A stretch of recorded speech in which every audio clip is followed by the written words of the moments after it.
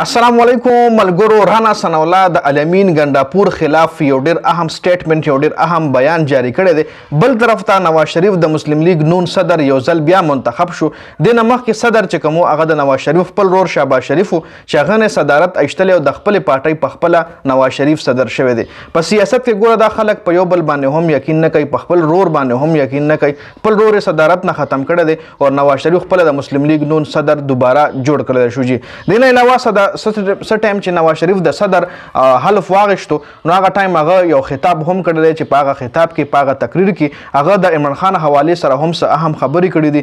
عمران خان باندې څه الزامات لګولي دي او نور هم څه ډېرې اهمې خبرې کړي دي چې هغه ټولې میډیا راوچتې کړي دي او میډیا په صفا الفاظو کې وایي چې نواز شریف دا خبره غلطه کړې ده او دروغ کړي دي. جی یو خبره دا هم کړې ده چې په 1991 کې هم زما حکومت ختم شو، په 1997 کې هم زما حکومت ختم شو او بیا په 2017 کې هم زما حکومت راوغورځول شو. اور مجھے کیوں نکالا دا ناره هم دا بیا ډیره زیاته مشهوره شوې وه او نواز شریف دا ګیله هم کړې ده، دا شکوې هم کړې ده چې زما دپاره نه 1991 کې نه 1997 کې نه 2017 کې عوام راوتلي دي او د عمران خان دپاره هر ټایم د پاکستان عوام روزي. جي دا شکوې هم کړې ده.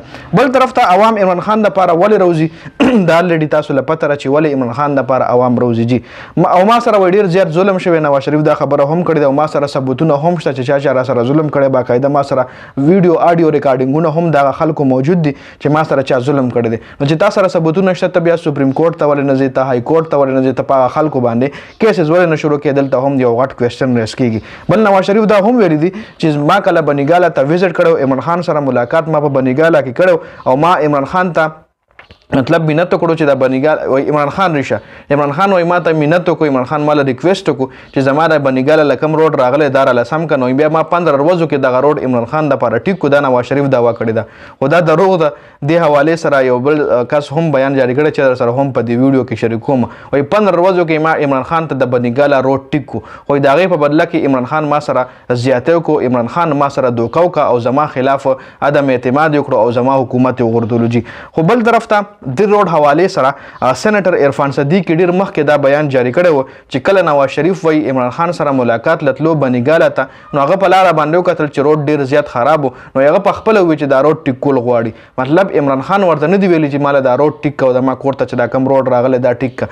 دا د عمران خان د وینا نه بغیر نواز شریف ټیک کړی. عمران خان ولا هیڅ قسم مینر سماجت یا هیڅ قسم ریکویسټ نه دی کړی. جی بس رانا ثناء الله چې کوم چی ججز خط حواله سره بیان جاری کړی په هغې باندې خبره کوو. رانا ثناء الله د چی ججز خط حواله سره دا بیان جاری کړی دی چې د ملک صدر او وزیر اعظم ته پکار دي چې کینی دا خبره حل کړي، دا خبره سلو کړي د دواړو پارټیانو ترمنځ یو مطلب دواړه کینی صدر او وزیر اعظم دا خبره حل کړي.